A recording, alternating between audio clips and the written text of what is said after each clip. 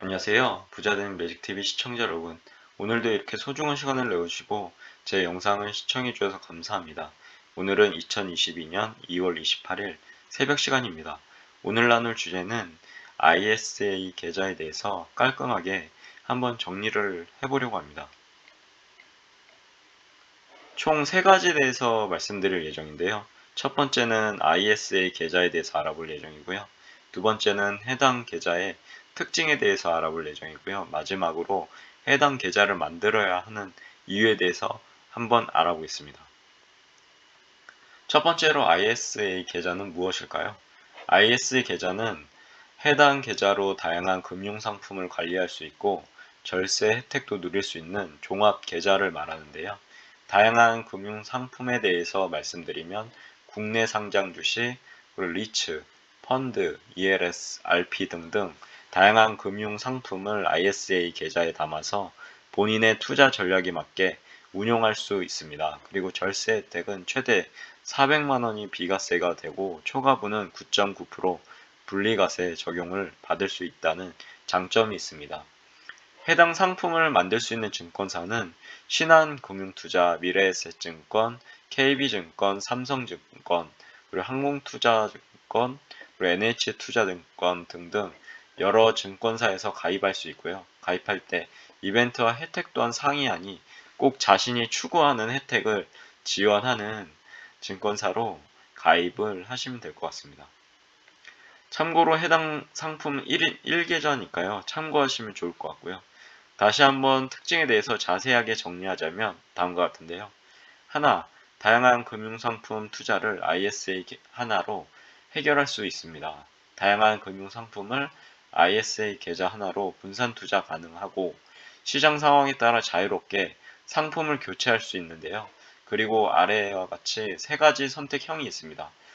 투자자 본인이 선택할 수 있고요. 참고로 3가지는 중개형, 그리고 신탁형, 1임형이 있습니다. 이 그림 한번 보시면 좋을 것 같고요. 잘 돼 있어서 한번 가져와 봤습니다. 신한금융 투자에 있는데요. 거기에서 있는 그림입니다. 신탁형, 1임형, 중개형 이렇게 돼 있으니까요. 한번 보시면 좋을 것 같고요. 간단하게 말씀드리면 신탁형하고 1임형 계약 체결을 하게 되고 그거에 대해서 이제 진행하는 부분이 있고요. 중개형 같은 경우는 계약 체결하지만 가입자가 이제 직접 국내 상품 주식을 매매하고 해당 리밸런싱도 금융상품을 통해서 각자가 이제 가입자가 하는 방식입니다. 보통은 중개형을 요즘에 가입하는 게 대세고요. 그래서 자기가 이제 알맞게 뭐 ETF를 담아가든가 아니면 국내 주식 같은 삼성전자 우 같은 배당을 주는 주식들을 모아가는 용도로 사용하고 있고요. 저 또한 그렇게 사용하고 있습니다. 우선 중개형은 투자자 본인이 직접 투자 상품을 선택하는 것을 말하고요. 위에서 말씀드린 것 같죠. 신탁형은 특정 금전 신탁 계약으로서 위탁자가 지정한 운용 방법 및 세부 운용 지시대로 운용하는 것을 말합니다. 그리고 마지막으로 1임형은 투자 1임 계약이고요. 단 투자자는 1임 업자에게 1임 업자가 사전에 제시한 운용 방법을 변경 요구할 수 있는 그런 특징을 지니고 있습니다. 두 번째로 ISA만의 절세 효과를 내포하고 있는데요. 즉 ISA 계좌에서 발생한 투자 수익은 서민형, 농어민의 경우 최대 400만원까지는 비과세고요. 그 초과분은 9.9% 저율, 분리과세 적용으로 절세 효과가 있습니다. 그리고 만기 이후 60일 이내에 투자금을 연금계좌로 이전해서 납입액의 10% 최대 300만원 한도까지 추가 세액 공제 혜택을 받을 수 있는 장점도 있고요.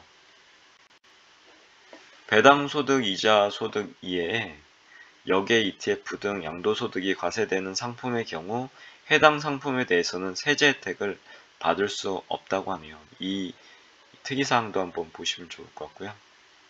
세 번째로 투자 손실이 나도 다른 수익과 상계가 가능하다고 합니다. 즉 ISA 계좌에서 투자한 다양한 상품 중 손실분은 다른 상품의 투자 수익과 상계가 가능해 일반 계좌 대비 세금을 줄일 수 있다고 하고요. 단 국내 상장 주식 매매 차익은 비과세이므로 국내 주식형 펀드 및 국내 주식형 ETF 등에서 손실이 발생하더라도 IS 내 예금 그리고 다른 펀드 등에서 발생한 이익과 통산되지는 않는다고 하네요. 이것도 꼭 머릿속에 넣어두시면 좋을 것 같고요. 네 번째로 납입 한도는 최대 1억 원까지 넉넉히 주어지는데요. 보통 ISA 계좌의 납입 한도는 연간 2천만 원이나 당해년도에 사용하지 않는 한도는 다음 해로 2월이 가능합니다. 즉 2월에 최대 1억 원까지 납입이 가능하다고 하네요. 단 1인 1계좌만 개설 가능하고요. 위에서 말씀드렸죠. 총 납입 한도는 소득공제 장기펀드 및 재형저축 납입액 합산이라고 합니다. 다섯, ISA 계좌에 편입된 금융상품 중 예금 보호 대상으로 운영되는 금융상품에 한해서 예금자 보호법에 따라 예금보험공사가 보호한다고 하고요. 보호한도는 금융상품을 판매한 금융회사별로 기하의 모든 예금 보호 대상 금융상품의 원금과 소정의 이자를 합해서 1인당 최고 5천만 원이고 5천만 원을 초과하는 나머지 금액은 보호하지 않는다고 하네요. 참고로 ISA 계좌 관련 수수료에 대한 부분은 증권사마다 다르니까요. 꼭 가입하시는 증권사의 수수료를 확인하시길 추천드립니다. 그런데 말입니다. 모든 것은 장점이 있으면 단점도 있기 마련입니다.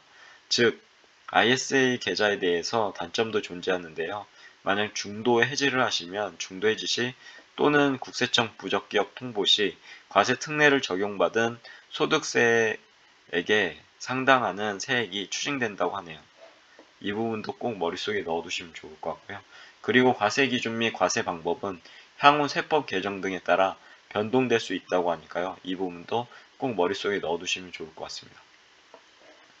ISA 계좌 가입 조건도 있는데요. 공부해보니 다음과 같았습니다. 조건 하나, 만 19세 이상 또는 직전 연도 근로소득이 있는 만 15세에서 19세 미만 대한민국 거주자라고 하고요. 그리고 조건 둘, 직전 3개년 중 1회 이상 금융소득 종합과세 대상이 아닌 자라고 하고요. 조건 하나, 둘 모두 동시 충족 시 가입 가능하다고 하네요. 위에서 잠깐 살펴본 것 같이 종류에 대해서 알아보니 아래와 같이 세 가지 또 타입도 있었습니다. 중개형 그리고 신탁형 1인명인데요.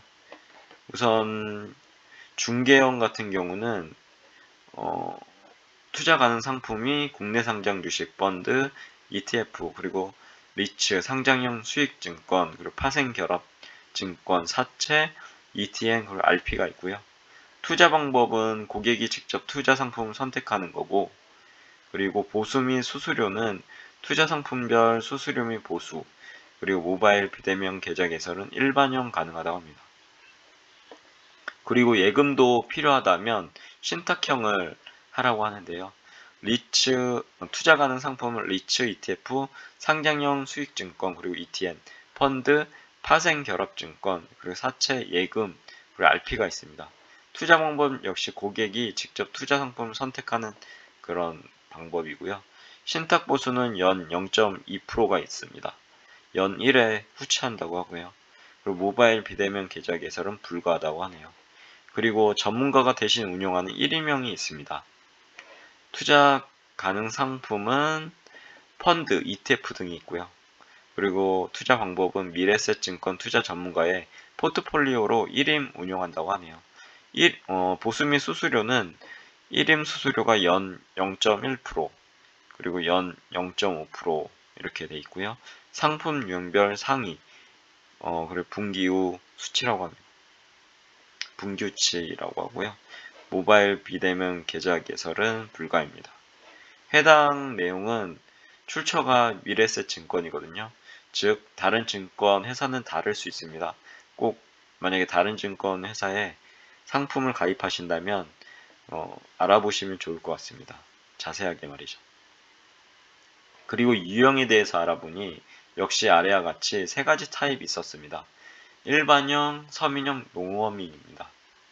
보시면 일반형에 대해서 우선 알아보면 가입 요건은 만 19세 이상 또는 직전 연도 근로소득이 있는 만 15세에서 19세 미만 대한민국 거주자에 되고요. 그리고 비과세 한도는 200만원입니다. 그리고 비과세 한도 초과시는 9.9 저율 분리과세 적용되고요. 의무 가입 기간은 3년, 그리고 납입 한도는 연간 2천만원이고 최대 1억원인데 당인연도 미불입 납입 한도는 다음 해로 2월 가능하다고 하네요. 중도 인출은 총 납입 원금 내에서 횟수 제한 없이 중도 인출이 가능하지만 인출 금액만큼 납입 한도가 복원되지는 않는다고 합니다. 이 부분 꼭 머릿속에 넣어두시면 좋을 것 같고요. 그리고 추가 필요 서류는 만 15세에서 19세 미만은 개인 종합 자산관리 계좌 가입용 그리고 소득 확인 증명서가 필요하다고 하네요. 서민형에 대해서 알아보면 직전 연도 총 급여가 5천만원 또는 종합소득이 3,800만원 이하 거주자에 되고요. 비과세 한도는 400만원입니다. 그리고 비과세 한도 초과시는 9.9 저율 분리과세 적용이고 의무 납입 기간은 역시 3년이고 납입 한도도 동일합니다. 연간 2천만원, 최대 1억원인데 당일연도 미불입 납입 한도는 다음 해로 2월 가능하고요. 중도 인출도 역시 총 납입 원금 내에서 횟수 제한 없이 중도 인출 가능하고 인출 금액만큼 납입 한도가 복원되지는 않습니다. 그리고 추가 필요 서류는 개인 종합 자산 관리 계좌 가입용으로 소득 확인 증명서가 필요하다고 하네요. 그리고 농어민 유형이 있습니다. 마지막으로 가입 요건 보시면 직전 연도 종합소득 3,800만원 이하고 농어민 거주자가 가입 요건이고요. 그리고 비과세 한도는 400만원, 그리고 비과세 한도 초과시는 9.9% 저율 분리과세 적용 동일하고요. 의무 가입도 3년 동일합니다. 그리고 납입 한도도 동일하고요. 중도 인출도 동일합니다. 추가 서류는 다른데요. 개인 종합자산 관리 계좌 가입용 소득 확인 증명서 및 농어민 확인서가 필요합니다. 그럼 왜 ISA 계좌를 만들어야 할까요? 이 부분에 대해서 한번 알아보겠습니다. 계좌를 만들어야 하는 이유는 일반 계좌에 비교했을 때 세제 혜택이 존재하고요. 손익 통상을 할 수 있다는 장점 때문입니다. 간단하게 알아보면 아래와 같은데요. 세제 혜택은 절세 효과가 있는데 비과세 플러스 분리과세입니다. ISA 계좌랑 일반 계좌랑 비교해 보면 방법은 ISA 계좌는 200만원까지 비과세고 그리고 200만원 초과분 9.9% 저율 분리과세라고 보시면 되고요. 일반 계좌의 방법은 이자 및 배당 소득세가 15.4%가 과세됩니다. 그리고 해당 연도 금융소득 2천만원 초과 시 금융소득 종합 과세되고요. 보시면 600만원 소득이 발생했다고 하면 ISA 계좌는 200만원이 비과세가 되고 그리고 400만원 곱하기 9.9% 해서 39만 6천원 그리고 보면은 52만 8천원이 절세가 되게 되고요. 즉 39만 6천원이 되겠죠. 일반 계좌는 92만 4천원이 됩니다. 왜냐하면 600만원 곱하기 15.4% 이자 및 배당 소득세가 과세되기 때문이죠. 그래서 92만 4천원 이렇게 돼서 이 절세가 방금 말씀드린 것처럼 52만 8천원이 절세가 됩니다. 92만 4천원에서 39만 6천원을 빼게 되면 이렇게 되겠죠.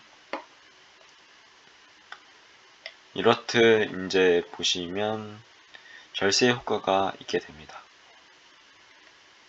그리고 손익 통상이라는 개념이 있는데요. 알아보시면 가입 기간 동안 계좌에서 발생한 이익과 손실을 통산하는 것입니다. 예를 들면 아래와 같습니다. 만약에 상품 A에 투자했는데 600만원 수익이 있고요. 상품 B에 투자했는데 300만원 손실이 있었습니다. ISA 계좌랑 일반 계좌를 비교하면 방법은 ISA 계좌는 계좌 손익 통산 과세가 되고요. 일반 계좌는 수익 상품만 과세가 됩니다. 즉 과세 대상 금액에 대해서 보면 ISA 계좌는 결론부터 말씀 300만원이 과세되는데요. 왜냐하면 A 상품이 600만원 수익을 얻었다고 했잖아요. 근데 B 상품은 마이너스 300만원 손실을 얻었으니까 두 개를 합하면 300만원대에서만 과세 대상 금액이 주어지고요. 그러나 일반 계좌는 그냥 600만원, 그러니까 손실은 그대로 있고 600만원 수익에 대해서 전체 과세가 되니까 수익 상품만 이제 과세가 되는 그런 상황이 됩니다. 그래서 600만원 전부 이제 과세가 되겠죠. 아래는 세제 혜택과 손익 통상에 대한 예시니까요. 한번 쭉 읽어보시면 좋을 것 같은데요. 일반 계좌에 2천만원 투자한 경우, 그리고 ISA 계좌에 2천만원 투자한 경우입니다. ISA 계좌는 위에서 알아본 것 같이 손익 통산도 되고 절세도 되게 되겠죠. 그럼 결론적으로 이제 말씀드리면 83만원의 절세 효과가 발생해서 차이가 어마어마하죠. 비과세와 분리과세가 이제 들어가서 그렇고요. 일반 계좌는 그냥 15.4% 세금을 띄니까 이렇게 됩니다. 그러면 정리해 보자면 가입 추천 곡에 대해서 말씀드리고자 합니다.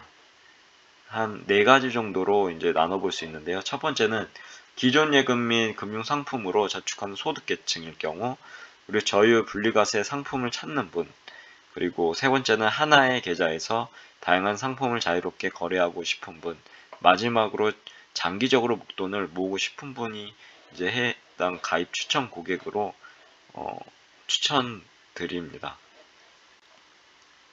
그럼 결론을 한번 정리해 보겠습니다. 하나, ISA 계좌는 해당 계좌로 다양한 금융상품을 관리할 수 있고 절세 혜택도 누릴 수 있는 종합계좌를 말합니다. 즉 다양한 금융상품에 대해서 말씀드리면 국내 상장 주식, 리츠펀드, ELS, RP 등등 다양한 금융상품을 ISA 계좌에 담아서 본인의 투자 전략에 맞게 운용할 수 있다는 장점이 있습니다.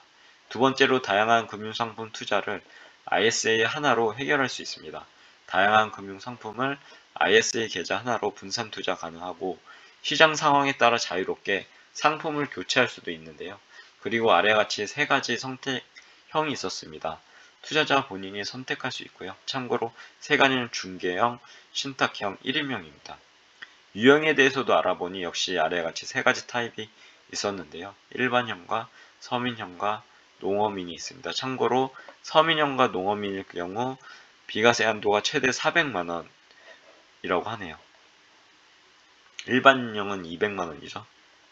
그리고 세 번째로 ISA 계좌를 만들어야 하는 이유는 일반 계좌와 비교했을 때 세제 혜택이 존재하고 손익 통상을 할 수 있다는 장점 때문입니다. 아무튼 오늘도 마지막까지 제 일과 영상을 끝까지 읽어주시고 시청해주셔서 진심으로 감사드리고 제 일과 영상이 조금이라도 여러분의 각자의 삶을 살아가시는데 도움이 되셨길 기원합니다. 앞으로도 더욱 좋은 블로그를 남기는 제가 되도록 열심히 노력하겠습니다. 그리고 제 글을 읽으시면 말이 됩니다. 항상 말에는 반드시 삶을 움직이는 힘이 있습니다. 제가 열심히 정성스럽게 정리한 저만의 지식과 1일 1블로그 하는 제 블로그에 담긴 글들을 통해서 여러분들의 삶과 운명을 반드시 조각하시고 움직이시길 기원합니다. 이상입니다. 감사합니다. 좋은 하루 되세요.